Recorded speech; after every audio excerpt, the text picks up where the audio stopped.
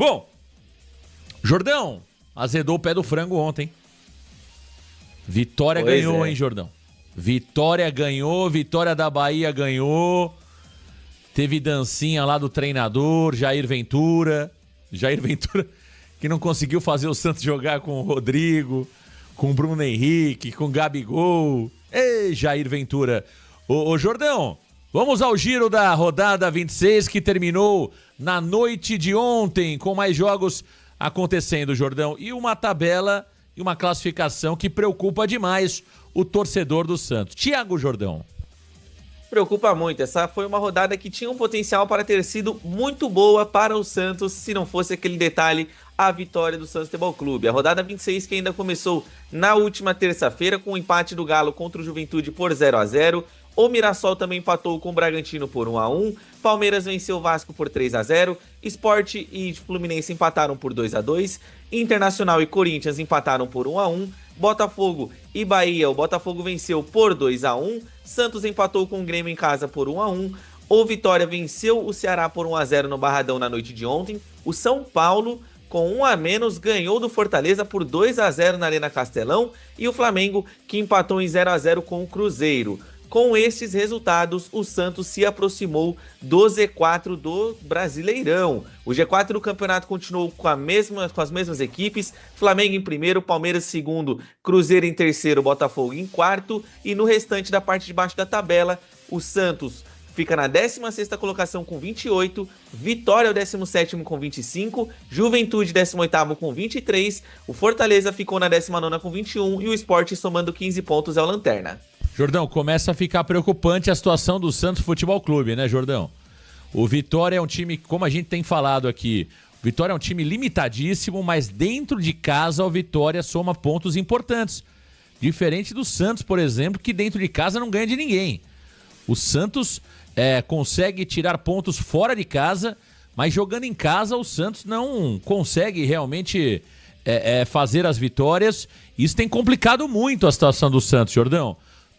Eu acho que não vai mudar muito esse Z4, não. Se eu tivesse que palpitar hoje na Blaze, eu palpitaria, Jordão, que os 4 rebaixados serão justamente os 4 que estão lá. O Sport já caiu, na minha opinião. Fortaleza caminha a passos largos. Aliás, o time do Fortaleza é horroroso. É horroroso. O tal do Daverson é uma mentira. Juventude, acho que o Juventude ainda respira, porque o Juventude jogando em casa também é um bom time. E tem o Thiago Carpini, que é um bom treinador. Pro tamanho do Juventude, é um bom treinador. E o Vitória, Jordão, que jogando em casa é difícil vencer o Vitória lá. Não é fácil, não. Então, eu acho que a situação do Santos tá complicada, principalmente porque o Santos não consegue vencer em casa, viu, Jordão? Tô preocupado, viu? O Santos é o segundo pior mandante do Campeonato Brasileiro e não à toa acontece. Estamos vendo o Santos na 16ª colocação porque o Santos não ganha em casa. Quantos campeonatos vocês não se lembram de que o Santos ia muito mal fora de casa, mas jogando em casa ganhava de todo mundo e conseguia brigar até mesmo por um G4? Eu lembro do ano de 2015. Em 2015, naquele time do Santos com Ricardo Oliveira, Gabriel Barbosa, Geovânio, o Santos fora de casa ganhou um jogo, que foi contra o Cruzeiro fora de casa. E em casa o Santos ganhou 16. Olha a diferença. Nesse ano o Santos em 12 partidas ganhou 4 na Vila Belmiro, empatou outras 4 e perdeu 4. Então o Santos é aquele mandante que a visita vem, toma um café, você faz uma massagem nos pés dela, você ainda paga as contas da casa dela. Mamãe! Peraí, só um minutinho. Peraí. Massagem nos pés? O Santos é assim. Da visita? Você já recebeu alguma visita na sua casa, Jordão, que você tenha feito massagem nos pés? Não, porque em casa mando eu. Mamãe! Tá, pode continuar, por favor. E o Santos é isso aí, porque qual jogo que a gente lembra que o Santos se impôs de verdade durante os 90 minutos jogando na Vila Belmiro? Não dá pra lembrar, é claro que o Santos venceu partidas em casa, mas se impondo os 90 minutos são raros momentos, porque o Santos ganhou em casa do Galo, mas quando fez o 2-0, o Atlético Mineiro começou a pressionar e o Santos ficou atrás sofrendo.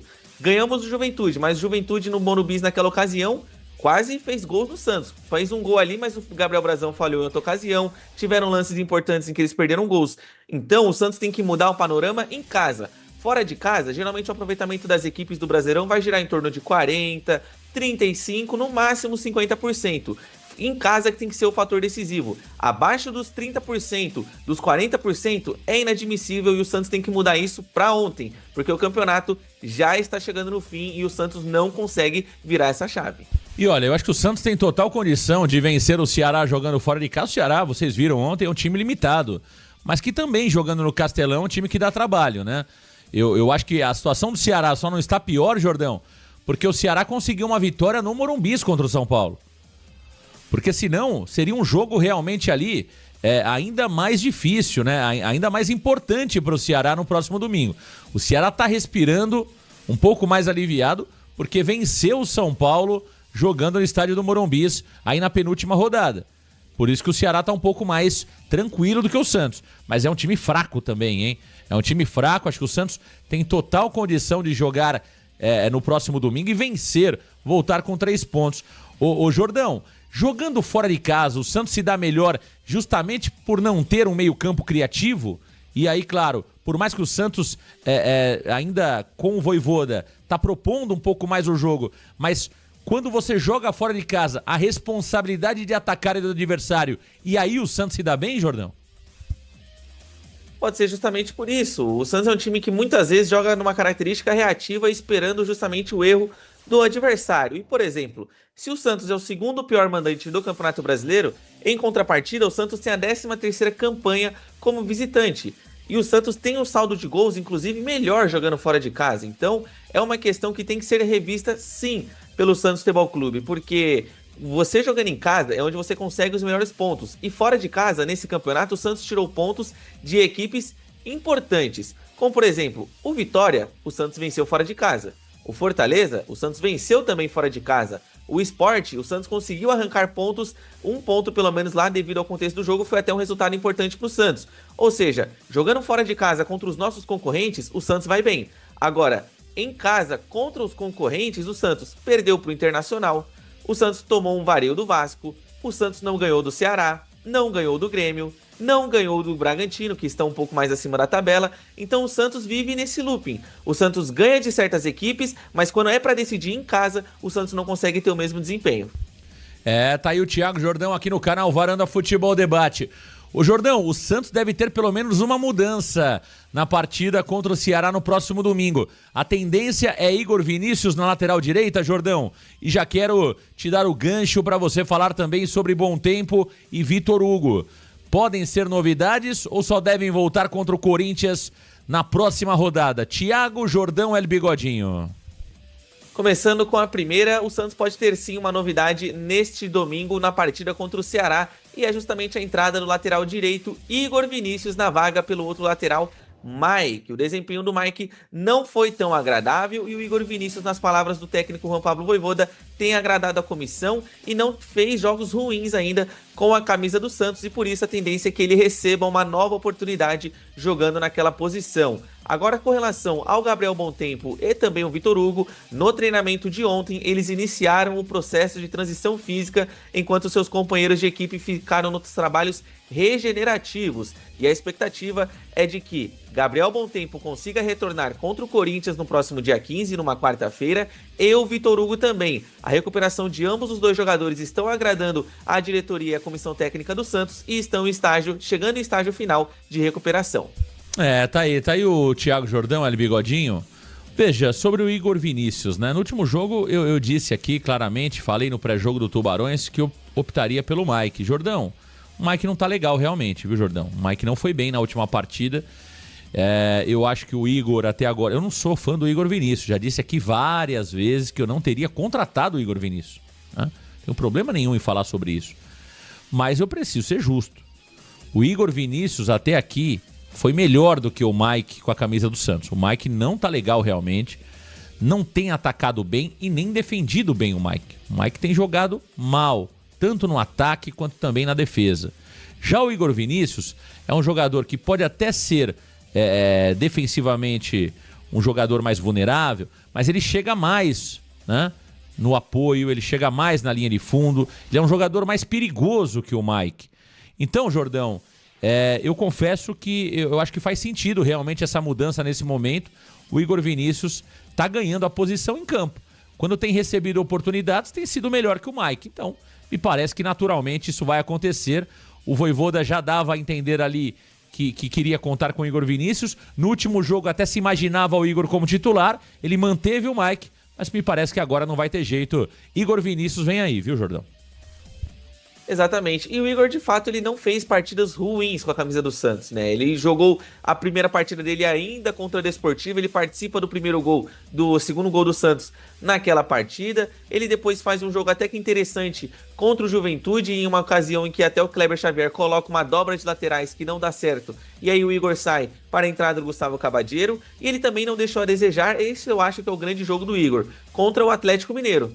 Contra o Atlético Mineiro ele correu o campo todo, ainda mais num contexto em que o Santos tinha um jogador a menos. O Atlético buscava o resultado e fazia muitas jogadas pelas laterais. O Igor Vinícius foi muito bem naquela partida e quando entrou de lateral esquerdo, no meu ponto de vista também ele não deixou a desejar. Agora, quem deixa a desejar é o Mike. O Mike, eu vejo que ele vive altos e baixos. Ele faz uma partida ruim para fazer outra, uma partida boa, para fazer outra muito ruim. Ele não consegue ter uma regularidade. E olhando a média, o Igor Vinícius teve essa regularidade, então nada mais justo do que ele entrar e assumir a posição. Porque o Igor Vinícius vai ganhar essa vaga com o campo. Não é com a preferência única e exclusivamente do treinador. O Igor Vinícius está fazendo por merecer para atuar naquele setor e não jogando apenas com o nome, como poderia ser o caso do Mike. É claro que o Mike é mais vitorioso, no meu ponto de vista é mais jogador do que o Igor Vinícius, só que a gente não pode ficar apegado ao passado ou a um jogador hipotético. Já que o Igor Vinícius está melhor, eu acho que é justiça ele ser o titular no domingo. Tá aí o Thiago Jordão, El Bigodinho aqui no canal Varanda Futebol Debate. O Lázaro Carvalho: era de se esperar que o Mike não ia jogar nada. Se fosse bom, o Palmeiras não teria liberado. Lázaro, não acredito que faça tanto sentido isso, não. É claro que o ciclo do Mike chegou ao final no Palmeiras. O Mike chegou em 2019 no Palmeiras, né? Portanto, foram quase 6 anos de Palmeiras. Normal que em algum momento o ciclo se encerre. O Palmeiras utilizou tudo de bom do Mike e só sobrou bagaço pro Santos? Não sei, talvez. Mas o Mike, lembrando que o Mike foi utilizado pelo Abel Ferreira no Mundial de Clubes. Inclusive jogou uma partida no Mundial de Clubes. Então não acho que o Mike chegou ao Santos sem condições. Agora, claramente ele não tá bem. E eu acho que não tem problema nenhum, né? A gente falar sobre isso. Acho que o Mike, foi um jogador que eu gostaria de ver no Santos. Nós não temos no futebol brasileiro grandes laterais no momento. É só olhar a seleção brasileira, como tem sofrido nas duas laterais. Nós não temos. E dentro da nossa realidade do futebol brasileiro, eu ainda vejo o Mike como bom jogador. Agora tá mal. O Igor Vinícius está mostrando ali muito mais vontade, está mostrando realmente muito mais qualidade no apoio do que o Mike. Então, eu acho que quando você contrata 2 jogadores e vai ao mercado, eu acho que é isso mesmo, tem que jogar aquele que é melhor. E eu tô vendo uma parte já da imprensa, Jordão, até de torcedores, falando sobre o Sherman, né? Ou seja, essa fase ruim do Mike, esse momento ruim do Mike, faz reacender a discussão do Sherman, né? Cadê o Sherman, Jordão? O Sherman, ele treina com o elenco profissional, só que ele não é relacionado para os jogos. O JP Sherman, ele só vai para as partidas do Santos quando algum dos laterais direitos estão suspensos. Por exemplo, naquela partida em que o Igor Vinícius foi jogar, tinha o jogo Santos e São Paulo, ele ficou suspenso, o Sherman foi relacionado. Ele foi ali uma peça de substituição em caso de lesão do Mike na partida. Só que ele não entra nos jogos profissionais do Santos Futebol Clube, jogos oficiais, desde o mês de maio.